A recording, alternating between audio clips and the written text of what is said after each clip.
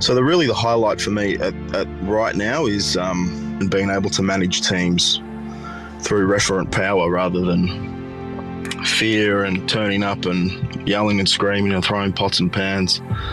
So the highlight for me is really eliminating that past behaviour of those erratic chefs and just really getting the best out of people. This is the Deep in the Weeds podcast. I'm Anthony Huckstep. Being a great cook, a renowned chef with an incredible palate, is often very different to the role of a head chef. Being able to cook is one thing, but what does it truly take to lead a team? Darren Mercaldi is the executive chef of Mamasita's and Hotel Jesus in Melbourne. Darren, how are you going? Good, thank you. Thanks for having me. You've spent 15 of the last 20 years of your career, or of the 20 years of your career as a head chef. That's pretty incredible ratio. Yeah, it is. I've always been given roles of leading the crew and getting stuff done. Probably spent far too many years as a head chef. Probably could have done a few more lower down the ranks, but yeah, that's just how it all happened. Well, you've been the head chef of some pretty influential restaurants and that have appeared in many good food guides, and we can dive into that. But what started, your interest in food when you were young? I'm not really sure. My dad's Italian, so I would eat, real Italian food at his parents' place. My mum was an okay cook. I thought she was a good cook until I started cooking, and then realised she didn't use salt at all. But I would really come home and watch Peter Russell Clark, and just I don't know why I did, but I'd come home. I think he was on before some cartoons or something, and so I'd watch that, and then I would just help mum out.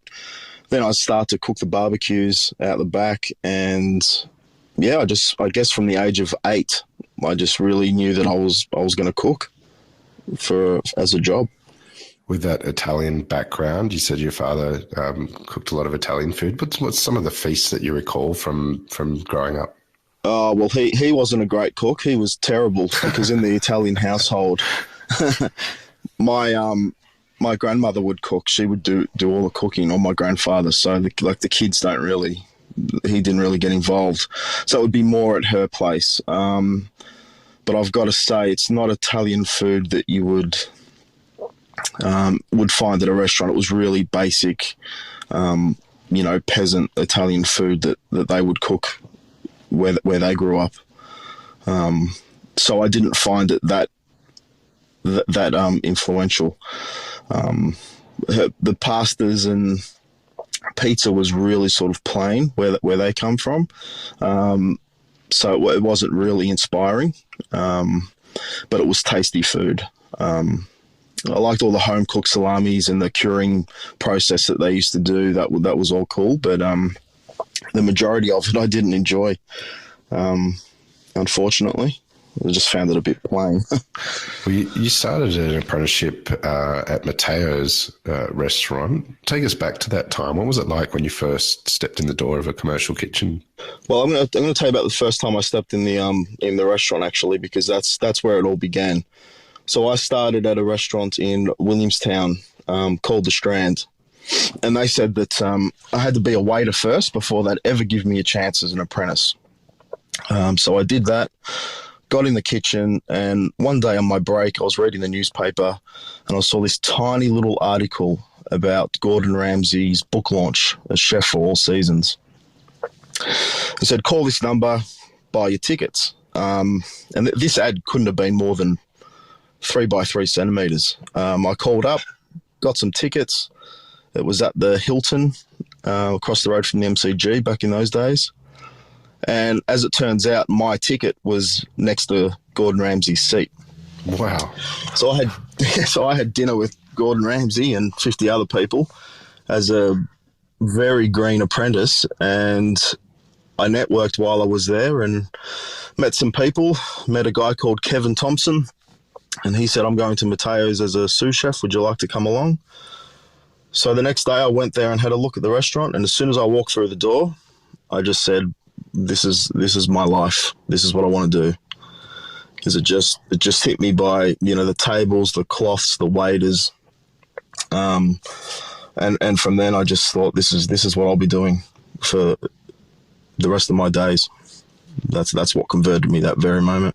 What was it like in the kitchen in Matteos in those days? That was, extremely intense. I mean, the first night I was there, I got abused for peeling onions during service. And that was, once again, that was like, wow, I love this. Like, it just really, really took me in. Like, it was intense. It was perfect. To see that difference of waiters when they would come into that door, laugh, pick up the food, and then their face would change as soon as they would walk back out that door into the dining room. I just thought, this is fabulous. Like, what a production of this is how it works. But it was intense. It was a lot of hard work. I did every section there. Ran the fish section as a first year apprentice at a 2-hat restaurant. Was pretty amazing. It was a nice feeling to go home and know that you were 19 years old, sending fish out to some people that were paying some really good prices for food, and having good results, and people pop their head in and say, love this, love that. That really shaped me for what I was going to become. You spent some of those early years at Vue de Monde as well. How different was that environment to the one that you had come from?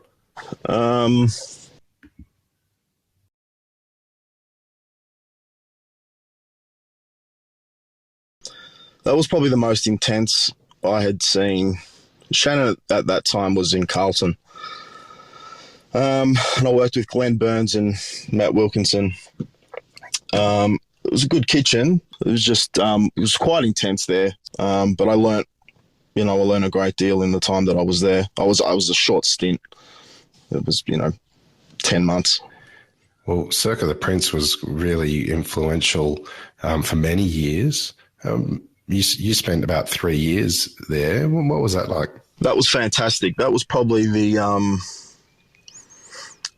nuts and the bolts of who I am today, and really deep-rooted skills and management responsibilities, how to run kitchens, was all sort of stemmed from Circa. Back in those days, it was either Circa or Est. They were the places who wanted to work. So when I got into Circa, it was, I thought, wow, this is incredible. And we had a really tight-knit bunch of boys there. So there was myself, Tony Twitchett, Perry Shargan, Sam Forte, Anthony Garlando.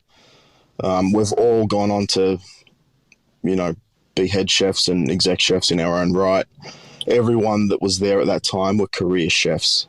There were hardly any casual or visa guys, backpackers. It was just us and some other solid people, but everybody that was there wanted to be there, and it was work hard, party hard, essentially, and getting things done. And Michael would really give us the responsibility of running the kitchen.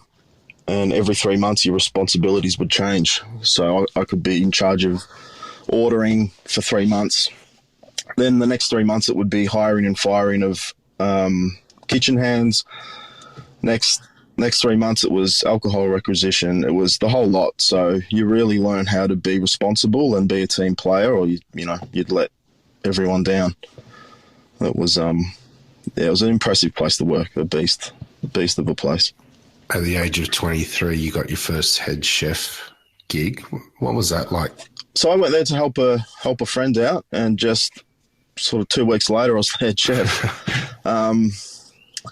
That was an experience because at the time, Balzari didn't have a hat. Was doing nice food, but it wasn't a hatted place. It didn't run like a hatted place.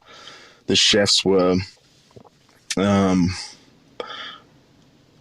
used to doing things like what I thought was the correct way.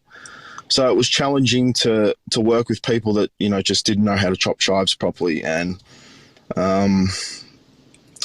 I'd never sort of seen that before. Like I just thought every cook was like us at Circa and all the other places. I just thought everybody knew how to do everything. So that was quite challenging to be that young and have to explain things to people that didn't know. So I had never done that before. The food side of things was good. I could, you know, punch out the food and create good things, but I guess managing people was the toughest thing that I had to start learning from that young age. You've worked at some incredible restaurants. I mean, head chef of many. What's been some of the highlights over the years that have been really integral in developing what it takes to be a good head chef? I guess just watching people grow. You tend to learn food costing and wage costing.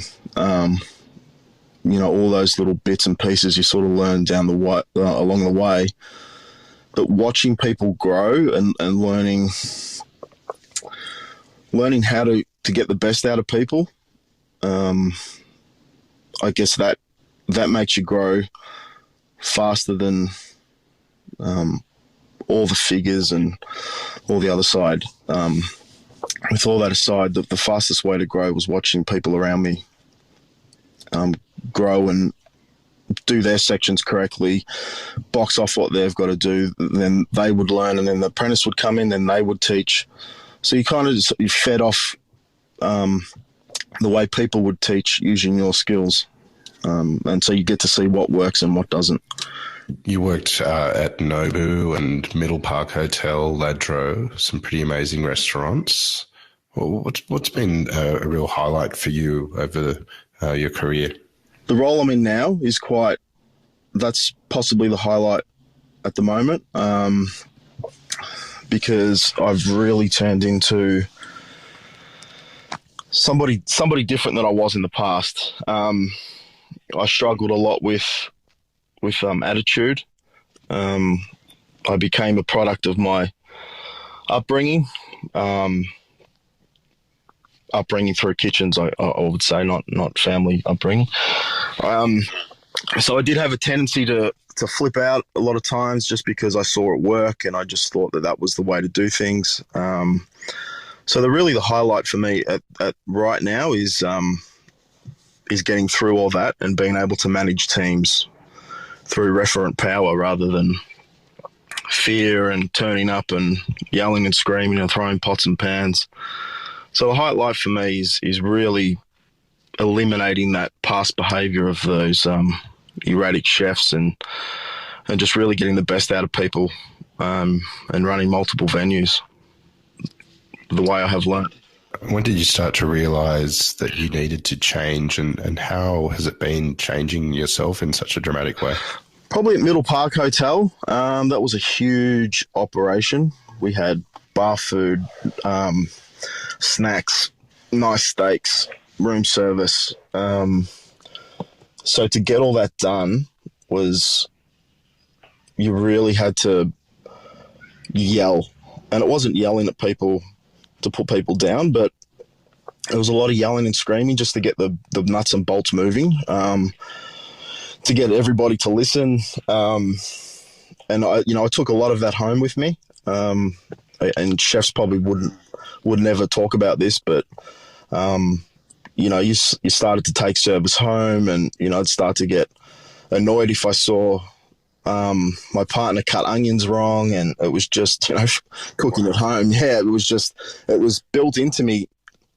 It was hardwired into me that much that there was processes and done. Everything needs to be done right, certain way that it would give me the shits if I came home and the wife was doing something wrong in the kitchen.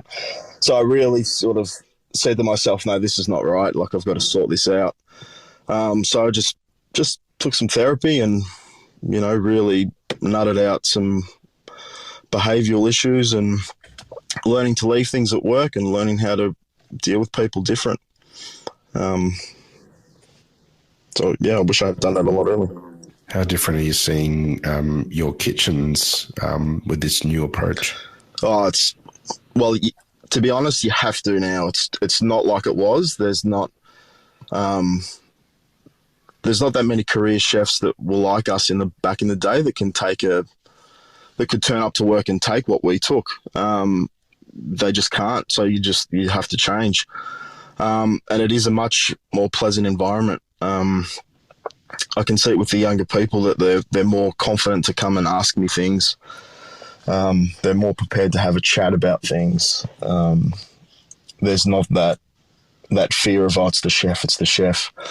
I mean, I still have to work on it because I still do have, I guess I have a presence. So that's a hard thing now. That's the next step, is removing that, because you still have that presence of, it's the chef.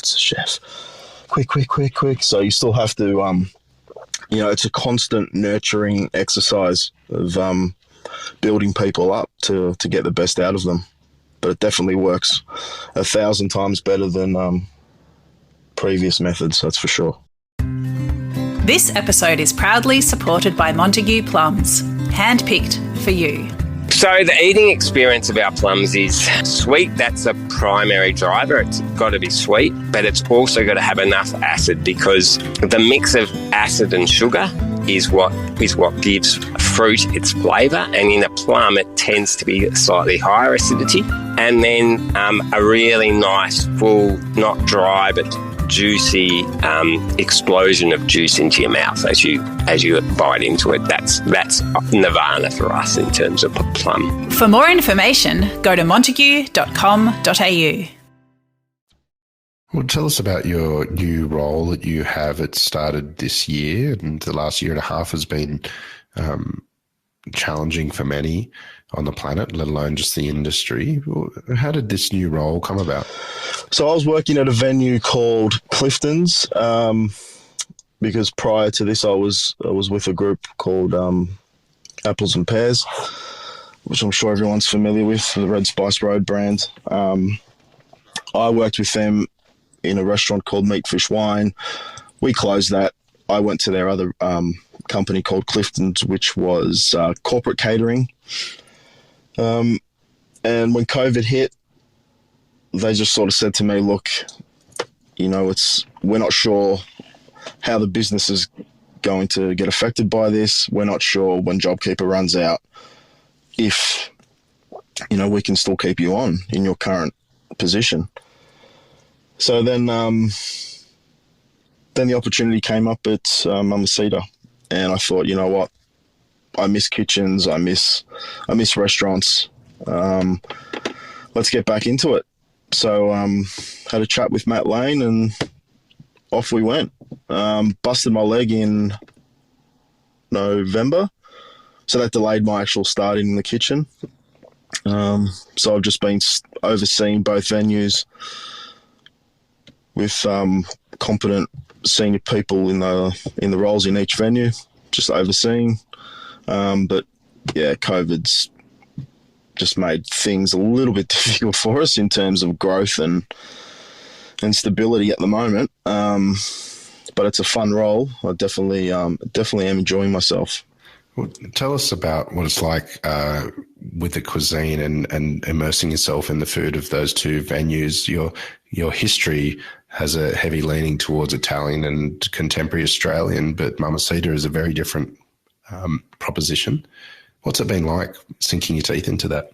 Yeah, it's been really good, really good. I've got to say, I never really wanted to pigeonhole myself into a cuisine. The first time I probably did that was probably Nobu was the first one that was just, like Japanese. It really had a direction. A few others would let you slip in bits and pieces of other areas. So I never really wanted to limit myself to a set of ingredients, but Mexican is just, it's fantastic.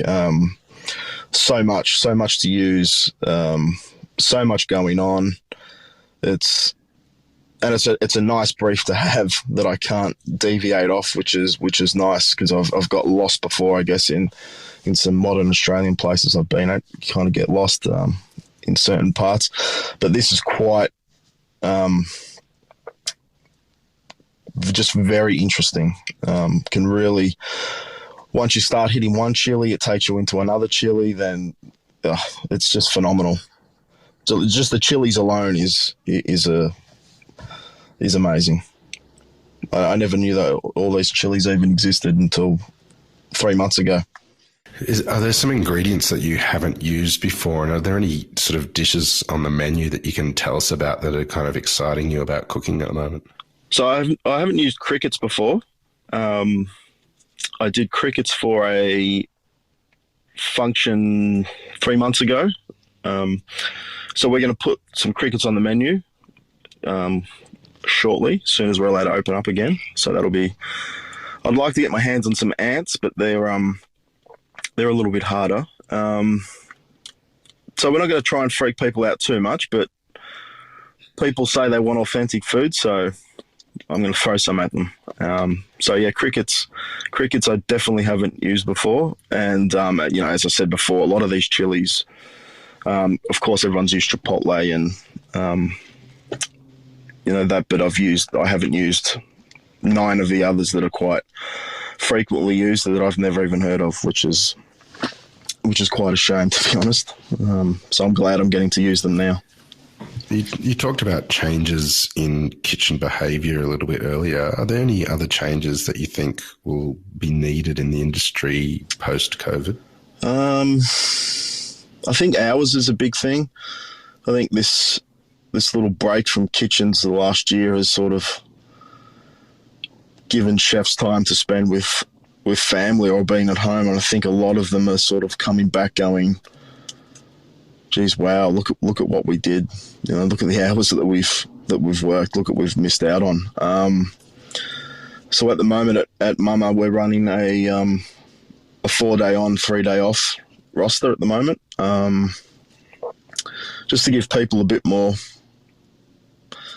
time off, a bit more time to chill out and regroup. So I think mental health is starting to kick in also these days, a little bit harder than it ever used to. So I guess we've got to look after our staff, not only with pay, but with time off. So I think that's a big change, big factor that everyone's going to have to start thinking about.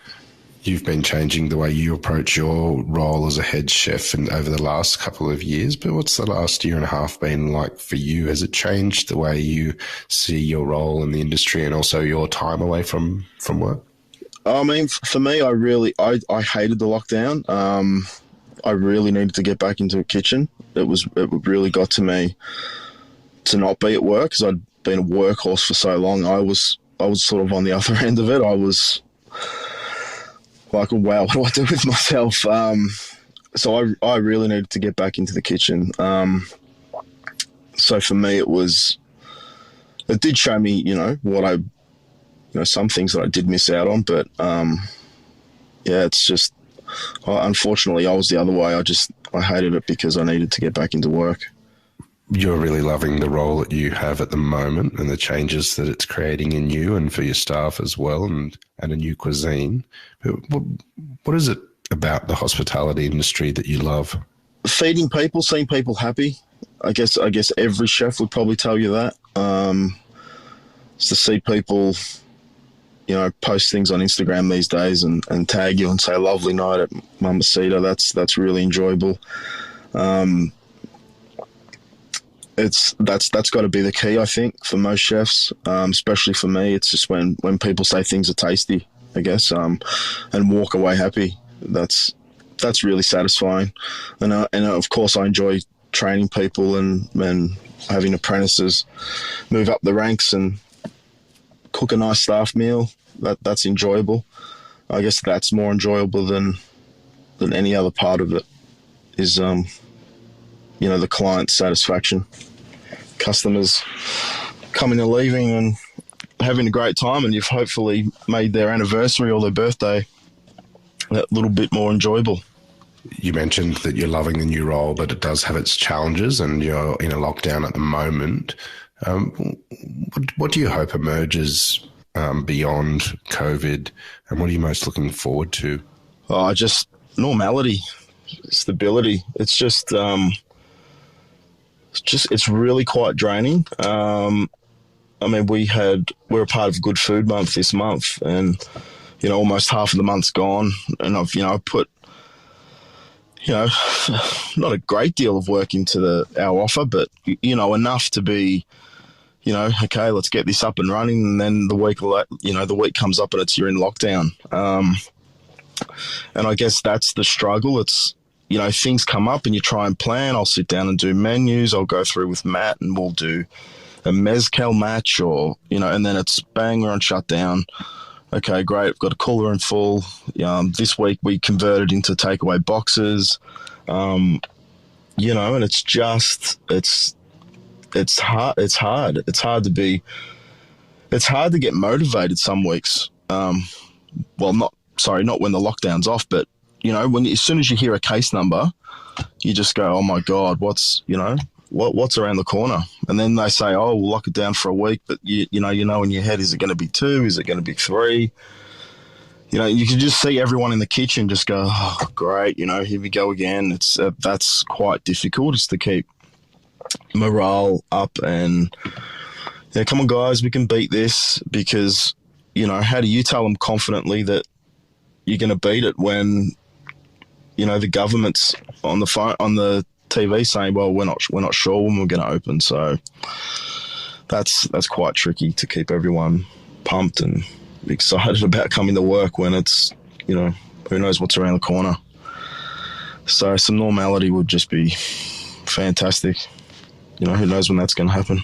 You know the ropes of running a restaurant and all the different things at Circa to create you a versatile chef and future head chef.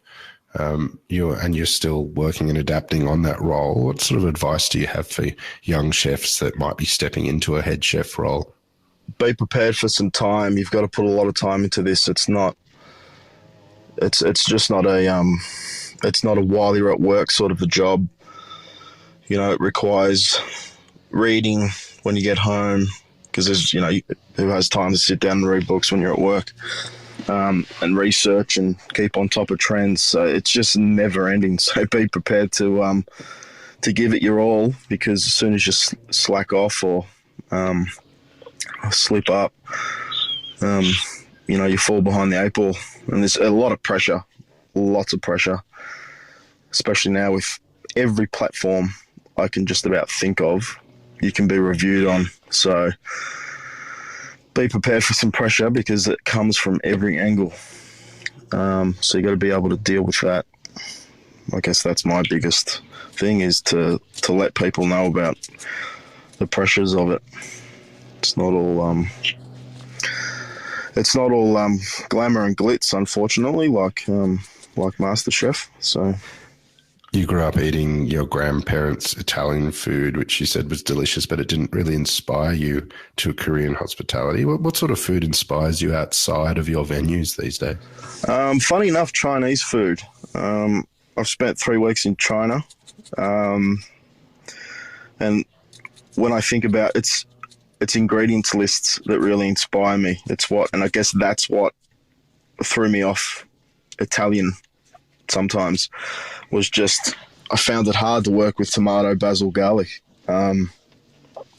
constantly. It just wasn't that depth of ingredients and ingredients for days to use. And I think Chinese food and Asian food would inspire me a lot to do that. And that's where I find Mexican food is falling under that inspirational bracket. Just it's purely cuisines with heaps of ingredients to use and ways to use it.